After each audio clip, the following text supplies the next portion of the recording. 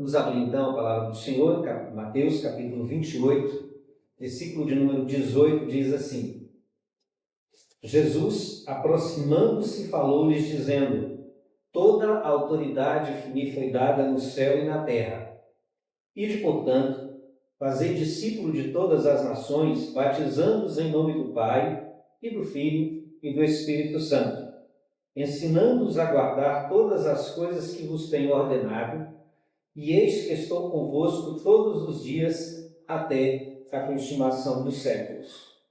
Bondoso Deus, nós louvamos e bendizemos o Senhor mais uma vez e suplicamos que o Senhor complete, ó Deus, que o Senhor fale conosco, fale aos nossos corações. Nós te pedimos em nome do Senhor Jesus. Amém. Nós comemoramos no mês de agosto o aniversário da Igreja Presbiteriana do Brasil. Esse foi no mês de agosto de 1858-59, que Simon chegou ao Brasil. Por isso também nós comemoramos com o dia, o mês das missões. O mês de agosto é comemorado pela Igreja Presbiteriana do Brasil como um mês voltado para missões, onde nós dedicamos a falar sobre missões, a falar sobre temas relacionados às missões, e também nós aproveitamos então esse tempo para que nós estejamos refletindo sobre esse assunto. Nós estamos então, já fizemos isso no domingo passado, e hoje nós vamos estar estudando aqui aquilo que Jesus ordena aos seus discípulos logo após a sua ressurreição, antes que ele subisse aos céus. O texto, então, diz a respeito da ressurreição de Jesus, um pouco antes, quando Jesus ordena às mulheres que anunciem aos discípulos, aos demais apóstolos, na verdade, os demais discípulos, que ele estava vivo e que seguia diante dele para a Judéia. E agora, Jesus, depois de ter aparecido, de acordo com o relato dos evangelhos, apareceu para os 12, colocou-se ali no meio deles, apareceu para os discípulos em várias situações, e agora Jesus, então, aproxima-se deles, dizendo: Toda a autoridade me foi dada no céu e na terra. Não que ele não tivesse essa autoridade de sempre. As Filipenses diz que ele por um pouco se fez menor que Deus, ou se ele se esvaziou, Salmo vai dizer isso, e ele diz que em Filipenses que ele se esvaziou, que ele veio e assumiu a nossa forma, assumiu a forma humana, e por isso agora, após a morte, após a sua ressurreição, ele diz: eis que agora eu tomo sobre mim toda a autoridade que eu sempre tive. Na verdade, ele está ali agora dizendo: a autoridade me foi dada, tanto no céu como na terra. Eu mando em tudo. É ele, diante de quem todo joelho se dobrará, reconhecendo que Jesus Cristo é Senhor. Mesmo aqueles que não crerem em Jesus haverão de se dobrar e reconhecer. Mas aqui ele fala para os discípulos, então, dizendo que, lembrando os discípulos de que ele tem toda a autoridade, inclusive sobre o inimigo, inclusive sobre o diabo, sobre Satanás. Quando Jesus havia enviado os 70 para que anunciasse o Evangelho, eles voltaram se alegrando devido a os demônios se submeterem a eles pela autoridade de Jesus, é claro. E Jesus disse para não se alegrar quanto a isso, mas se alegrar com respeito à salvação eterna que eles tinham e que todos nós temos. Mas aqui Jesus então lembra os discípulos de que essa autoridade que eles tiveram ali naquele instante, dada por ele, essa autoridade ela permanece. O demônio, o diabo, Satanás não derrotou Jesus ali na cruz. Mas antes Jesus pagou o preço pelos nossos pecados. Jesus cumpriu aquilo que estava dito lá em Gênesis, que ele haveria de esmagar a cabeça da serpente. E agora ele diz: eis que eu pisei a cabeça de Satanás. Eu venci a morte. Eu agora estou na minha posição, depois de ter cumprido a obra que o Pai me confiou, e agora eu sento junto do do Pai, eu estou junto do Pai para reinar. E eis que o Senhor já reina. Eis que o reinado milenar, que se faz tantas conjecturas sobre ele, já acontece. Jesus já está reinando. Jesus já está governando sobre o mundo. Não haveremos de esperar aquele momento em que a igreja será arrebatada e Jesus então reinará aqui na terra como um governo terreno, a ferro e fogo, a espada, a metralhadora, sei lá mais o que. Não, Jesus já reina. O reino do Senhor está já presente pela sua igreja que está aqui na terra. E haverá um dia que haverá de encerrar esse período, que é simbólico, que não significa 1000 anos literais, como todo o restante dessas menções na Bíblia assim se refere. E aí, olha só, Jesus então, após dizer para os discípulos, para lembrá-los dessa questão de que toda a autoridade está dada a ele, de que nada refoge ao seu governo, e aqui eu me lembro daquilo que Jesus disse para Pilatos. Quando Pilatos diz, olha, eu tenho autoridade para te livrar, para te condenar, Jesus disse, nenhuma autoridade tu terias se do céu não fosse concedida. Naquele instante, Pilatos cai a ficha, cai em si, e ele quer livrar Jesus, tenta, não, acaba amando mais as glórias do mundo do que enfrentar ali a questão política. Mas ali Jesus estava dizendo, olha, essa autoridade que você tem foi eu mesmo que dei. Por isso, irmãos, nós precisamos lembrar, Jesus colocou, falou isso logo na sua início, como se fosse a introdução ali da fala que ele tem, da conversa que ele tem com os discípulos, da ordem que ele vai ser incisivo para os discípulos. Primeiro ele diz, olha, toda a autoridade me foi dada, tanto nos céus como na terra. Não ignorem isso. Tenham certeza, plena convicção disso. Sou eu que governo sobre todas as coisas. E por isso, agora, vocês que são meus súditos, vocês que são meus servos, porque estão sendo, se colocaram ao meu dispor. É claro que tem a ação de Deus na salvação, mas agora como servos, ele diz, ide portanto. E agora Jesus então dá uma ordem direta, uma expressão extremamente afirmativa e imperativa. É traduzido aqui como ide, como saia daqui e vá adiante. Mas esse texto essa palavra pode ser traduzida, talvez melhor seria se fosse indo. Ou seja, não importa onde você vá, aonde você for, enquanto você estiver indo, aí ele vai dizer o que nós devemos fazer. É missão da igreja, é missão de cada um de nós. Enquanto estivermos indo para o trabalho, enquanto estivermos indo para as nossas férias, enquanto estivermos indo para a igreja, enquanto nós estivermos indo no sentido de, enquanto nós desenrolarmos a nossa vida, enquanto estivermos fazendo qualquer coisa, nós devemos então fazer o quê? Primeiro, fazer discípulos de todas as nações. Isso implica que também nós devemos sair do nosso lugar de comodismo e de conforto e sairmos e irmos até aqueles que não conhecem. É por isso que os tradutores colocaram o ide, porque aqui há a expressão fazer discípulos de todas as nações. Hoje pela manhã nós ouvimos na oração da madrugada a pregação de uma missionária que está na Inglaterra.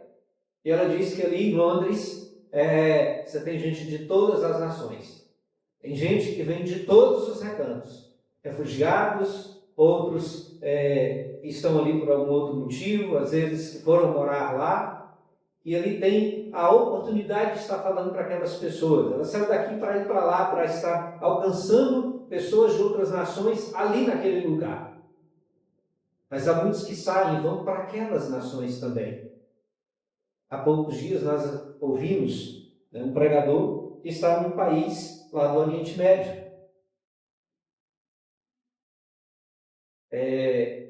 Se os irmãos não sabem, no Iraque nós temos a igreja presbiteriana.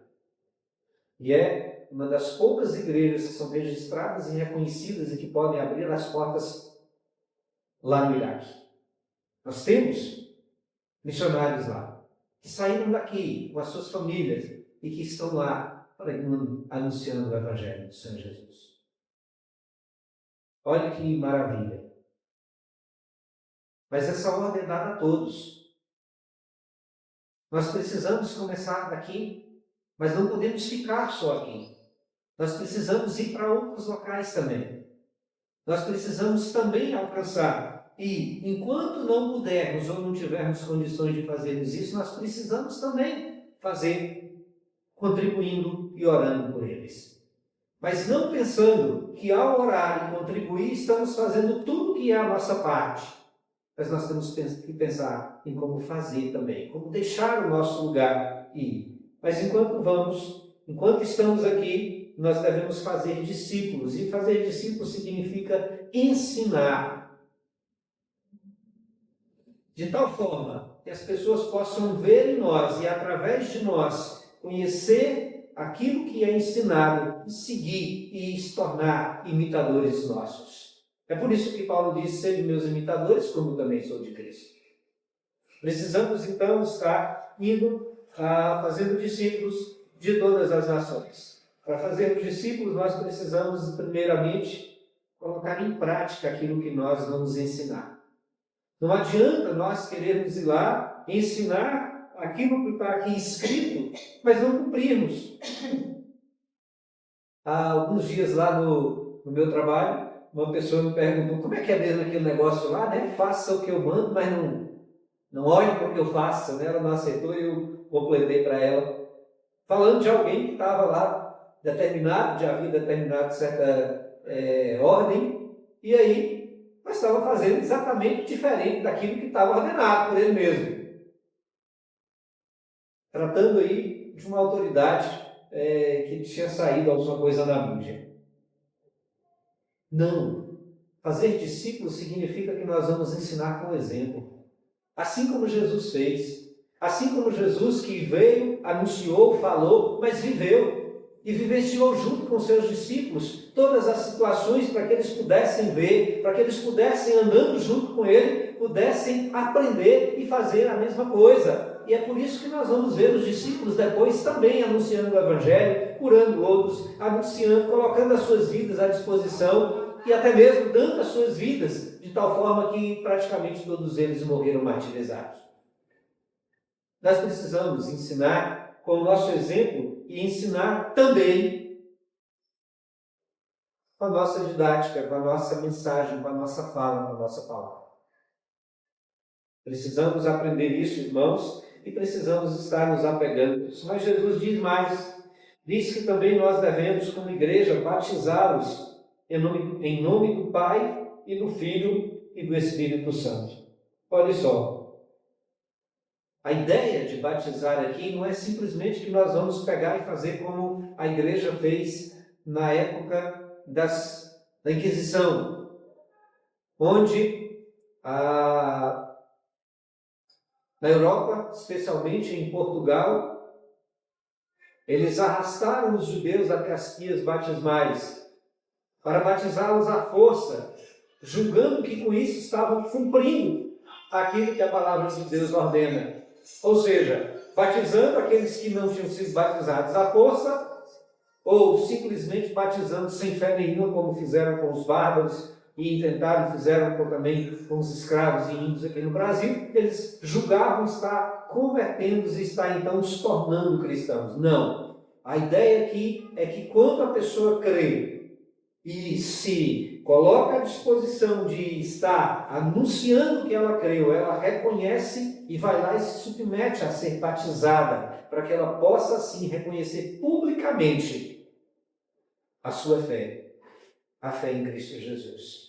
Por isso que Jesus vai dizer: fazei discípulos, o seu exemplo, fazei imitadores e, após eles crerem, batize-os. E é isso que a igreja faz, como expressão da fé. O batismo não salva, senão Jesus não teria salvado o ladrão ali na cruz. Porque o texto está claro em dizer a sequência daquilo que aconteceu, quando aquele malfeitor arrependido confessa que Jesus é Deus, confessa a Jesus como seu Senhor e diz para Jesus: lembra-te de mim quando entrares no teu reino. e vós mesmo estarás comigo no paraíso. Texto onde diz que aquele que crê e for batizado será salvo, completa dizendo que o que não crê já está condenado, não fala que o que não for batizado não será salvo, não será condenado. Mas há uma expressão de que aquele que confessar a Jesus diante dos homens, ele confessará diante do Pai. É isso que aconteceu ali na cruz, no momento da crucificação. E é isso que acontece quando nós nos submetemos a sermos batizados em nome do Pai, do Filho e do Espírito Santo. Estamos simplesmente confessando que nós recebemos a Jesus como Senhor e Salvador da nossa vida. E assim sendo, nós confessamos diante dos homens, para que nós possamos ter nosso nome confessado pelo próprio Jesus diante do Pai Celestial. E assim o fazemos através do batismo, como expressão de que agora temos uma nova vida, de que agora fazemos parte da igreja, agora nós fazemos parte do corpo de Cristo. E é por isso que nos é ordenado, por isso nós precisamos pregar, anunciar, discipulá-los, para que essas pessoas possam entender, compreender e assim possam se submeter ao batismo, não pura e simplesmente como um ritual qualquer, mas como uma confissão exata da sua fé e de que foi lavado pelo sangue de Jesus Cristo. Mas Jesus continua com a sua ordem, dizendo que devemos fazer discípulos, batizando-os em nome do Pai, e aqui é meio que redundante, porque eu já falei isso, ensinando-os a guardar todas as coisas que vos tenho ordenado. Olha só, a outra ordem imperativa aqui é que nós devemos fazer os discípulos, na nossa vida, com o nosso viver, devemos ensiná-los a guardar a palavra de Deus. Quando Jesus se refere a todas as coisas que ele tem ordenado, ele está se referindo às Escrituras completas, porque ele não jogou fora o Velho Testamento, e porque ele, sendo Deus, foi ele mesmo que inspirou, através do seu Santo Espírito, aqueles que escreveram o Velho Testamento. Toda a Escritura é inspirada por Deus, diz o apóstolo Paulo, e útil para o ensino, para a correção, e daí vai uma lista das utilidades das Escrituras. Mas eu paro por aqui quando diz útil para o ensino. E Jesus, então, agora diz que nós devemos ensinar a guardar as Escrituras. Ensinar a guardar aquilo que ele tem ordenado. A cumprir aquilo que ele ordenou para que nós cumpríssemos. E o mandamento maior,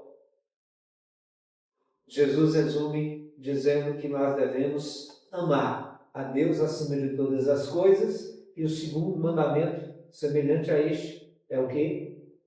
Amar o próximo como a ti mesmo. Tudo se resume em amar a Deus e amar ao próximo. Então nós cumpriremos as Escrituras. Não matar, não roubar, não adulterar, não cobiçar. Tem um já falecido, o senhor que foi meu chefe, quando falava de ética, toda vez que tinha que fazer alguma coisa lá, uma roda de diálogo, um treinamento, alguma coisa que tinha que tratar de ética, ele dizia: ética é você tratar o outro da forma como você quer ser tratado. É você agir para com o outro do jeito que você gostaria que os outros agissem com você. É isso que Jesus nos ensina como a ética, apropriada da sua palavra. Ame a Deus acima de todas as coisas. Então você já vai jogar um bocado de coisa aqui, que poderia ser empecilho ou tropeço para os outros, e ame ao próximo como a ti mesmo. E é isso que Jesus está dizendo. Mas é claro, nós podemos olhar em todas as Escrituras o diluir dessa ordem. Como eu citei, alguns mandamentos, como há muitas ordens que Deus nos dá, que Jesus deixou para nós, como ir lá e fazer o bem, como ir lá e andar uma milha a mais com aquele que nos persegue, como estarmos ajudando uns aos outros, como participarmos, como o escritor dos Hebreus diz, da comunhão dos santos, quando diz que nós não podemos, não devemos deixar de congregar, mas antes devemos congregar, andar juntos, para que juntos possamos estar cultuando a Deus. Tudo isso nós precisamos ensinar e, é claro, precisamos aprender e aprender primeiro colocando em prática para que nós possamos então fazer discípulos. Em Hebreus também, é o escritor dos Hebreus que vai dizer que, tendo Deus outrora falado muitas vezes aos pais pelos profetas, Jesus é Deus, foi Ele que falou, está aqui no Velho Testamento. Só para corroborar com aquilo que eu falei no início dessa parte, desse ponto. Tendo Deus outrora falado muitas vezes, de muitas maneiras, aos pais pelos profetas, hoje nos fala por meio de Cristo, a quem constituiu herdeiro de todas as coisas, por meio de quem também fez os céus. Ensinar todas as coisas que Ele tem ordenado significa ensinar toda a palavra. E por isso nós precisamos conhecê-la.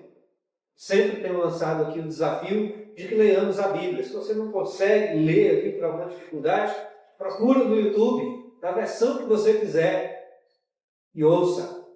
Pode até acompanhar em alguns, a legenda, pode ir lendo, enquanto ouve, ou pode acompanhar ali na Bíblia enquanto ouve também, até treina a leitura. Isso é algo até que melhora para a gente essa questão. Mas Jesus, após ter dado essas 3 tarefas para nós, tendo que o fazer discípulo e o ensinar está juntos. O batizar é nos colocarmos e irmos e trazermos pessoas para congregar conosco e que elas possam estar aprendendo a palavra do Senhor. Mas olha só, eu convido os irmãos a ler a última parte do versículo 20. Jesus diz, olha, toda autoridade me foi dada nos céus e na terra. E agora ele completa essa fala quando ele diz o quê? E eis que estou convosco todos os dias até a consumação dos séculos. Que coisa maravilhosa! Nós temos o Rei dos Reis, o Senhor dos Senhores, aquele que tem toda a autoridade sobre tudo e sobre todas as coisas conosco. Já imaginou, já pensou nisso? Eu, quando me lembro de uma experiência que nós tivemos, o nosso filho mais velho, ele teve um TCE, traumatismo crânioencefálico.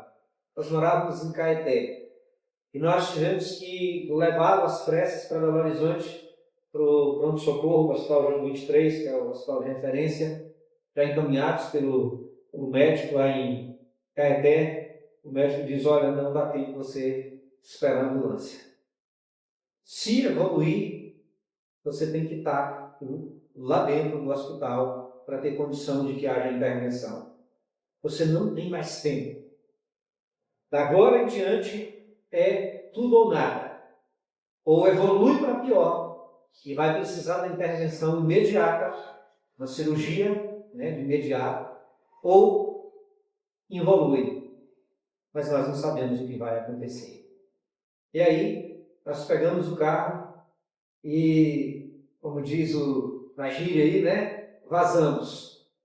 Nós vimos a ação de Deus ali na estrada, quando a estrada foi interrompida por causa de um acidente e antes do trevo. E aí nós ficamos com a pista livre, porque naquele sentido, indo para Belo Horizonte, estava interrompido ali por causa do acidente, então a gente passou livremente pela estrada. Nós tivemos a experiência de estar ali, vendo a chuva caindo numa parte da estrada, enquanto a outra estava seca, até chegamos em Belo Horizonte. Quando chegou em Belo Horizonte, aconteceu algo que eu nunca tinha visto. Eu ia em Belo Horizonte todos os dias da semana, e às vezes ia 2 vezes, e pegava a Avenida Cristiano Machado, que ainda não era onda verde, nos sinais, nos semáforos, e quando nós chegamos ali, todos os sinais foram abrindo, nós não paramos em nenhum deles. É um percurso grande. E chegamos no centro da cidade e aí eu me dei conta de que eu não sabia chegar dali no hospital, daquele ponto, de carro, eu só sabia ir a pé. E a pé, e o caminho a pé era pegando as contramão tudo. E eu disse, meu Deus, e agora? O sinal fechou. Quando o sinal fechou, eu parei, meu Deus, como é que eu vou fazer para chegar no João 23? E aí parou do lado uma viatura da Polícia Militar. É aqui que eu quero chegar para dizer aqui, né, o eis que estou convosco. Ali estava quem podia abrir o trânsito, quem poderia atravessar sinais, se quisesse até entrar na contramão se fosse preciso, quem abriria caminho. E eu só falei para ele, baixa o vidro, dei um toque na buzina e falei para o policial que estava na direção, estou com emergência para o João 23 e não sei como chegar. Ele reportou ao superior, né, que estava do lado, e só virou para mim e disse, me segue. E aí nós saímos escoltados ali por aquela viatura até a porta do hospital. Ali estava quem podia, autoridade sobre o trânsito, sobre o que fosse. E quando esse texto, Jesus diz, eis que estou convosco todos os dias, é muito maior do que pura e simplesmente o que já é grande para nós, uma escolta da polícia militar. Nós estamos escoltados pelo Rei dos Reis, do Senhor dos Senhores. Por aquele que se apresenta como general, como aquele que se apresenta ali a Josué, quando Josué está ali para entrar na terra prometida, e eis que está ali naquela luta, e ele aparece para Josué, Josué pergunta, quem é o senhor? É tu dos nossos ou dos inimigos? Porque ele não reconheceu. Aí ele é reconhecido por Josué quando ele diz, eis que eu venho, em nome do Senhor. Josué se prostra diante de Jesus, reconhecendo que ali estava o Senhor dos Exércitos. E é esse Senhor dos Exércitos que diz, eis que estou convosco todos os dias, até a consumação do século. A tradução aqui é muito feliz quando diz, estou. Porque a ideia do texto original é exatamente essa. Não tem como Jesus não estar. Não é que ele pode ser que esteja, e pode ser que ele distraia em algum momento e que a gente se perca, como às vezes a gente perde crianças por aí, né? Adultos às vezes perdem os filhos, ou aquele que está, ou às vezes a gente perde do outro numa multidão. Não, ele está conosco em todos os momentos. Nós estamos sob sua guarda, sob sua escolta, sob sua proteção. E o Salmo 121 diz que não dormita nem dorme o guarda de Israel. Não cochila, ele não vai nos perder, ele está conosco. Por isso, irmãos, é hora de nós olharmos. A grande missão que ele nos deu está aí à frente, à nossa frente. Nós precisamos cumpri-la.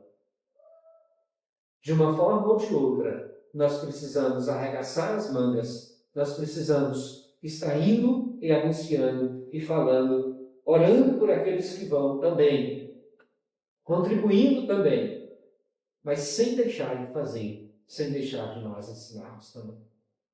Que Deus nos abençoe. Amém. Amém.